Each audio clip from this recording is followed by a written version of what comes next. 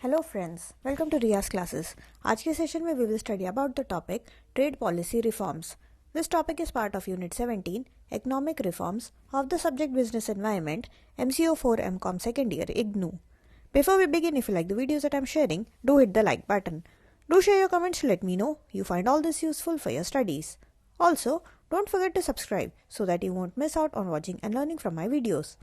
चलिए शुरुआत करते हैं आज के टॉपिक की, जो कि है ट्रेड पॉलिसी रिफॉर्म्स। सी 1991-1992 इस दौरान, ये जो पीरियड था, इस दौरान गवर्नमेंट ने जो है इकोनॉमिक रिफॉर्म पैकेज वगैरह इनिशिएट किया था। एंड उस पैकेज में ये जो ट्रेड रिफॉर्म्स जो हम अभी पढ़ रहे हैं, ट्रेड रिफॉर्म्स बहुत ही उसका इम्पॉर्टेंट पार्ट था। वो इम्पॉर्टेंट पार्ट इसलिए था कि उस दौरान जो है बैलेंस ऑफ पेमेंट का हमारा प्रॉब्लम बहुत ज़्यादा चल रहा था। एंड उस बैलेंस ऑफ पेमेंट के प्रॉब्लम के चलते बहुत ज़्यादा दिक्कतें जो है हमारे कंट्री को फेस करना पड़ रहा था। सो इस बैलेंस ऑफ पेमेंट के प्रॉब्लम को हटाने के लिए हम ट्रेड रिफॉर्म्स को लेके आए थे। एंड 1991 में पूरा का पूरा उस टाइम ये इकोनॉमिक रिफॉर्म्स के अंडर हुआ। फिर लिबरलाइजेशन की अगर हम बात करें तो liberalisation of import trade and opening of the economy for integration of the global market, ये जो था ये एसेंशियल था। एंड इसके बाद ये जो ट्रेड रिफॉर्म्स आए, इसके बाद ये जो हमने LPG का प्रोसेस किया, which is liberalisation, privatisation, globalisation, ये करना बहुत ही ज़्यादा ज़रूरी था, ताकि हमारा जो इकोनॉमी है जो है वो जो कि बहुत ही ख़राब सिचुएशन में था उस दौरान, उससे रिवाइव करने के लिए, पूरी इकोनॉमी को रिवाइव करने के लिए ये जो लिबरलाइजेशन, प्राइवेटाइजेशन, ग्लोबलाइजेशन का जो पॉलिसी वगैरह है, ये सारा हमको करना पड़ा। तो यहाँ पे हम अभी फोकस करेंगे ट्रेड पॉलिसी रिफॉर्म्स में। ट्रेड पॉलिसी रिफॉर्म्स जो है 1991-92 के जितने भी आपके उस टाइम के इकोनॉमिक रिफॉर्म्स पैकेज थे, उसके अंडर ये ट्रेड रिफॉर्म्स आया था, जिसमें कि मेनली आपका बैलेंस ऑफ पेमेंट पे फोकस करना था। सो यहाँ पे जो है डिफरेंट टाइप्स ऑफ चेंजेस, जो ट्रेड पॉलिसी रिफॉर्म्स हमें जो पढ़ना है, इसमें डिफरेंट टाइप्स ऑफ चेंजेस करे गए थे। और इस चेंजेस में हमने काफ़ी सारे मेजर्स लिए थे। वो क्या क्या मेजर्स थे एक बार हम देख लेते हैं। पहला वॉज डीवैल्यूएशन एंड रूपी convertibility. Next we have liberalization of import. The third one is rationalization of tariff structure. Then we have import by export houses. Then EPCG scheme, EOU, EPZ and SEZ. So ये सारे जो चीज़ें हैं, ये कुछ measures थे जो कि ट्रेड पॉलिसी रिफॉर्म्स के अंदर लिए गए थे। ये सारे जो स्टेप्स है, ये सारे मेजर्स जो है, उसको हम एक बार एक एक करके शॉर्ट में देख लेते हैं। तो पहला आपका जो मेजर था, that was devaluation and convertibility of the rupee. देखो, जब हम 1991 की बात करें तो 1991 में जो है काफ़ी सारी चीज़ें हुई थी, बट उससे पहले क्या चलता था।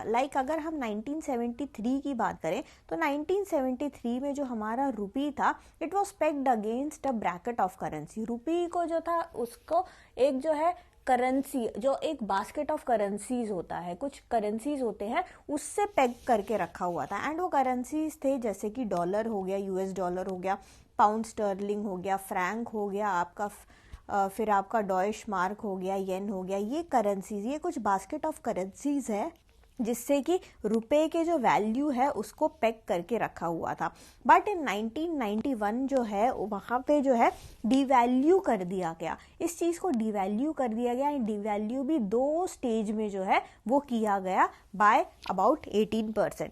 बट लेटर ऑन क्या हुआ कि liberalised exchange rate of mechanism आया। एंड वहाँ पे जो है ये ड्यूअल एक्सचेंज रेट मैकेनिज्म, ये एक नया सिस्टम जो है, एक नया कॉन्सेप्ट जो है, ये इंट्रोड्यूस किया, the concept of dual exchange rate mechanism.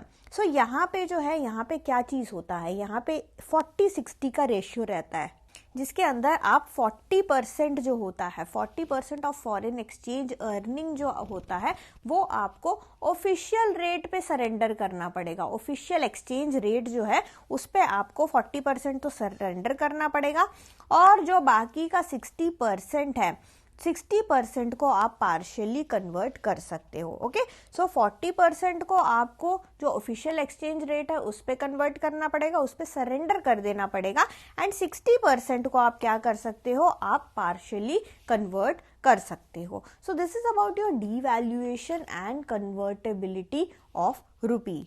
इसके अलावा जो भी जितने भी और इम्पोर्ट हैं उसको जो कि हम फाइनेंस कर सकते हैं, उन सबको हम फाइनेंस कर सकते हैं out of the foreign exchange converted at your market rate.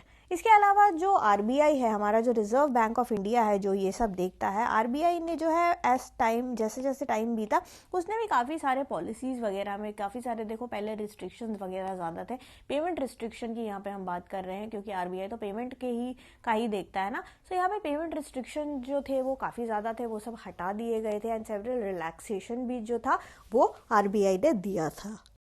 जो सेकेंड मेजर है that is liberalisation of import. Now as a policy major जो लिस्ट ऑफ आइटम्स थे जो कि OGL यानी कि ओपन जनरल लाइसेंस के अंडर जो आइटम थे वो उसको एनहांस कर दिया गया और उसमें एक negative list of a few items को ऐड कर दिया गया। इसके अलावा the number of freely importable items, ऐसे आइटम्स जिसको फ्रीली इम्पोर्ट कर सकते हैं, ऐसे आइटम का जो नंबर है उसको इंक्रीज कर दिया गया। तो ऐसे इंक्रीज करोगे तो ये तो अच्छी ही बात है। ओके, सो जो इम्पोर्ट है, इम्पोर्ट में काफ़ी सारे जो चीज़ें लगी हुई थी जो कि हिंड्रेंस दे रहा था इम्पोर्ट में, तो वो चीज़ों को जो है धीरे धीरे करके रिमूव कर दिया गया। The next major was rationalisation of tariff structure. Now हम लोग जो है एक पैरिटी लाना चाहते थे in the price of all the goods produce. जितना भी गुड्स प्रोड्यूस हो रहा है इंडिया के अंदर उसके प्राइस में जो है पैरिटी लाना हम लोग चाहते थे। इसके लिए जो है एक चेलिया कमेटी रखा इन जनवरी 1993 और इन्होंने ये डिसाइड किया कि जो भी इम्पोर्ट ड्यूटी है उसको हम जो है रैशनलाइज करेंगे, उसको हम जो है कम करेंगे। ओके, सो जो prevailing rate of import duties है उसको हम लोग कम करेंगे, ये चीज़ डिसाइड हुआ।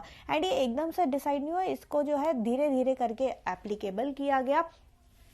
उस दौरान उसके बाद जो है जो जितने भी आपके बजट्स वगैरह आए 5 to 6 ईयर्स में जो है हम लोग जो है इसको इम्प्लीमेंट करते चले गए और हम यही चाहते थे कि जो मैक्सिमम रेट है जितने भी इम्पोर्टेड गुड्स में जो मैक्सिमम रेट लगता है उसको हम ओवरऑल टारगेट कर रहे थे कि हम उसको जो है कम करें, क्योंकि वो उसको हमारा टारगेट था कि 110% से कम करके हमें उसको 40% तक लाना था। तो ये हमारा टारगेट था और हम जो है इसको करना चाहते थे। इसका मेन यही है कि जो रियल रेट ऑफ डिप्रिसिएशन होता है उन सबको जो है रिड्यूस करना। ओके, सो सिंपली हमारा मेन एम यही था कि हम जितना भी जो है बस एक पैरिटी ला सके, जो भी प्राइस है on the price of goods that were produced at home as well as abroad, home के अंदर भी एज वेल एज अब्रॉड में भी। सो रैशनलाइजेशन किया गया पूरे के पूरे जो है टैरिफ स्ट्रक्चर।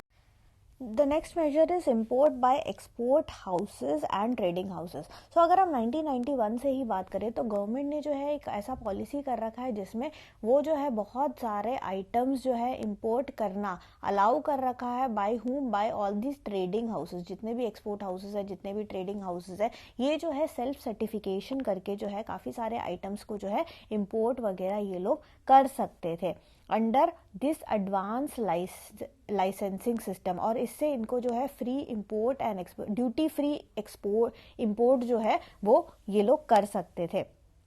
नाउ ये जो ट्रेडिंग हाउसेज है they were also permitted to set up with 51% foreign equity to promote export. तो इनको अलाउ भी कर रखा था कि भाई आप लोग जो है 51% फॉरेन इक्विटी से जो है अपने एक्सपोर्ट को जो है प्रमोट कर सकते हो। इसके बाद जो है एक नया कैटेगरी बना एंड दैट नया category was of superstar trading houses. ये जो है ये नया कैटेगरी बना। ये जो ट्रेडिंग हाउसेस है इनको प्रिविलेज दे दिया गया था कि ये रिप्रेजेंट कर सकते हैं ट्रेड डेलीगेशन वगैरह को। इसके अलावा स्पेशल परमिशन भी इन लोगों को दिया गया था फॉर ओवरसीज ट्रेडिंग वगैरह के लिए। तो ऐसे कुछ स्पेशल परमिशंस और जो है स्पेशल इंपोर्टिंग लाइसेंसेस, ये सब जो है इन लोगों को जो है एनहांस रेट वगैरह इनके लिए प्रॉपर थोड़े स्पेशल थे, थोड़े अलग से थे, तो इसलिए इनको हमने जो है सुपरस्टार ट्रेडिंग हाउसेस जो है वो नाम दिया। तो यही है कि import by export houses and trading houses, यही जो है this was again one of the major. Next और सिंप्लीफिकेशन किया गया ईपीसीजी स्कीम को। ईपीसीजी स्कीम यानी कि export promotion capital good scheme. ये जो स्कीम है, इस स्कीम को सिंप्लीफाई किया गया इन द ईयर 1994-95। और जो थर्ड पार्टी एक्सपोर्ट्स है, जो हम बोलते हैं थर्ड पार्टी एक्सपोर्ट को परमिट कर दिया गया। परमिट इसलिए किया गया ताकि जितने भी जो एक्सपोर्ट के ऑब्लिगेशन है वो फुलफिल हो जाए। अब ये सिंप्लीफिकेशन करने से सीधा फायदा किसको हुआ? सीधा फायदा हुआ सर्विस सेक्टर वालों को। जो सर्विस सेक्टर है उसको सीधा सीधा जो है वो फायदा हुआ। लेटर ऑन हमने क्या किया, एक नया स्कीम भी जो है इंट्रोड्यूस किया गया, जहां पे हमने जो है अलाउ कर दिया कि जो प्रोफेशनल सर्विसेज हैं, जितने भी आपके प्रोफेशनल सर्विसेज है उसको अलाउ कर दिया गया कि वो भी जो है इंपोर्ट कर सकते हैं कैपिटल इक्विपमेंट। ओके, सो जो प्रोफेशनल सर्विसेज है, प्रोफेशनल सर्विसेज वाले भी इंपोर्ट कर सकते हैं कैपिटल इक्विपमेंट को, वो भी कंसेशनल रेट ऑफ ड्यूटी में। ओके, सो यहाँ पे जो है अगेन ईपीसीजी स्कीम जो है export promotion capital good scheme, इसको थोड़ा सा जो है सिंप्लीफाई कर दिया गया। नेक्स्ट बात आती है ईओयू, ईपीजेड एंड एसईजेड की। ईओयू जो है, ईओयू यानी कि एक्सपोर्ट ओरिएंटेड यूनिट होते हैं ये, इसके नाम में ही है एक्सपोर्ट ओरिएंटेड है ये। सो इसका काम यही है, इन कुछ ऐसे यूनिट्स को रिकॉग्नाइज किया गया और उनको प्रमोट किया गया एज एन इंडस्ट्रियल यूनिट जो कि खाली जो है एक्सपोर्ट प्रमोशन करते, जो कि एक्सपोर्ट ओरिएंटेड है, तो ऐसे यूनिट्स को हमने ईओयू नाम दे दिया। ओके, सो यहाँ पे इन यूनिट्स का, ईओयू का जितना भी प्रोडक्शन होता है सारा एक्सपोर्ट के लिए ही होता है। ये कुछ भी अपने लिए अपने कंजम्पशन के लिए कुछ भी नहीं रखते, सारा का सारा 100% जो है ये क्या होता है, एक्सपोर्ट होता है। ओके, सो यहाँ पे देखो इसका नाम ही इस तरीके से रखा गया, एक्सपोर्ट ओरिएंटेड यूनिट। सेकेंड जो है that is your EPZ. EPZ क्या है?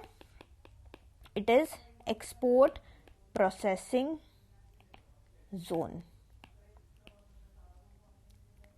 सो ये ऐसे जोन्स हैं, अब देखो इसका नाम है एक्सपोर्ट प्रोसेसिंग जोन, यानी कि ये कुछ ऐसे एरिया होंगे, और ये एरिया कहाँ पे होंगे? This will be close to air and sea. Air यानी कि यहाँ पे एयरपोर्ट वगैरह, जो हमारे एयरपोर्ट्स होते हैं उसके पास लोकेटेड होंगे ये जगह, या फिर हमारा जो सी पोर्ट है उसके अराउंड लोकेटेड होगा ये जगह। अब एयरपोर्ट और सी पोर्ट के पास आपने इसको सेटअप क्यों करा है? वो इसके लिए क्योंकि जितने भी प्रोसेसिंग यहाँ पे होता है, एवरीथिंग, ये जोन जो है, ये जोन में पूरा जितना भी सामान बनता है वो सारा का सारा सामान एयरपोर्ट एंड सी पोर्ट के थ्रू जो है बाकी कंट्रीज में जो है वो चला जाता है, वो डिस्ट्रीब्यूट हो जाता है। अगला है आपका एसईजेड। एसईजेड यानी कि स्पेशल इकोनॉमिक जोन। सो एक स्पेशल इकोनॉमिक जोन, यहाँ पे देखो इकोनॉमिक जोन है पर ये स्पेशल है। स्पेशल इसलिए है क्योंकि it is free from all procedural constraint in the way of production and the industrial units are located there are exempt from all rules and regulation governing export and import. So ऐसे देखो industrial unit होगा, अगर कोई export import कर रहा होगा तो उसमें जो है काफी सारे रूल्स एंड रेगुलेशंस लगते हैं विद रिस्पेक्ट टू इंपोर्ट और एक्सपोर्ट। बट अगर ये यूनिट अगर स्पेशल इकोनॉमिक जोन के अंदर आता है, इस जोन के अंदर अगर ये यूनिट है, तो इस पे वो रूल्स एंड रेगुलेशन नहीं लगेगा। सिंपल सी बात है। अगर बाहर होगा, एसईजेड के इस जोन के बाहर होगा, तो इस पे जो है सारे के सारे रूल्स एंड रेगुलेशन लगेंगे। और अगर जो है ये सेटअप होगा with in this particular zone, तो उस पे जो है रूल्स एंड रेगुलेशन नहीं लगेंगे, यानी कि they are exempt from all the rules and regulation that are governing import as well as export. इसके अलावा ये जो यूनिट्स है यहाँ पे अलाउ होता है duty free import. Duty free import किसका? हैवी मशीनरी और रॉ मटेरियल का। ओके, सो ये है हमारा EOU, EPZ as well as SEZ. ये इन सबको बनाया गया किस लिए?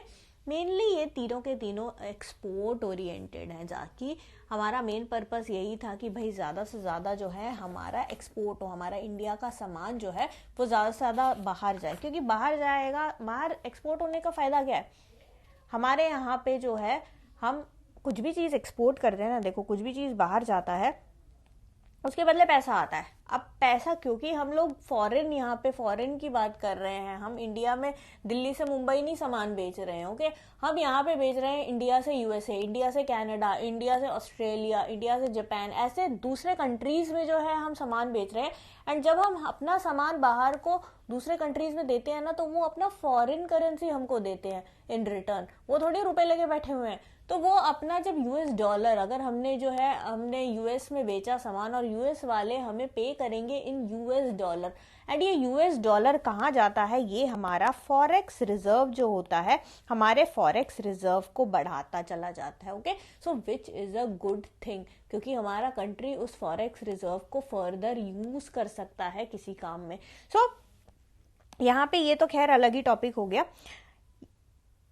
मेनली हमको ये फोकस करना है यहाँ पे कि जो ट्रेड पॉलिसी रिफॉर्म्स है उसमें काफ़ी सारे मेजर्स लिए गए, एंड ये सारे मेजर्स जो है उस दौरान लिए गए जब हमारा कंट्री में जो है बहुत ही ज़्यादा पंगे चल रहे थे with respect to your balance of payment. Balance of payment के कारण बहुत ज़्यादा लफड़े चल रहे थे, एंड ये सब हमने जो है पहले पढ़ रखा है, पहले के यूनिट्स में अगर आपको याद होगा हमने बैलेंस ऑफ पेमेंट, ये सारे इश्यू कैसे आए, क्यों आए, इन सब को हमने ऑलरेडी कवर अप कर लिया। एंड उसी से निकल के आता है ये ट्रेड पॉलिसी रिफॉर्म भी, जिसने कि जो है हमारे काफ़ी ज़्यादा जो है चीज़ें, काफ़ी ज़्यादा ये मेजर्स लेके आया, जो कि हम रेवोल्यूशनलाइज नहीं कह सकते, हम बोल सकते हैं कि भाई हमने जो है ज़्यादा एक्सपोर्ट पे जो है बहुत ज़्यादा फोकस किया, काफ़ी सारे रिस्ट्रिक्शंस जो थे हमने उन सब को हटाए, काफ़ी सारे हम लोगों ने मेजर्स लिए।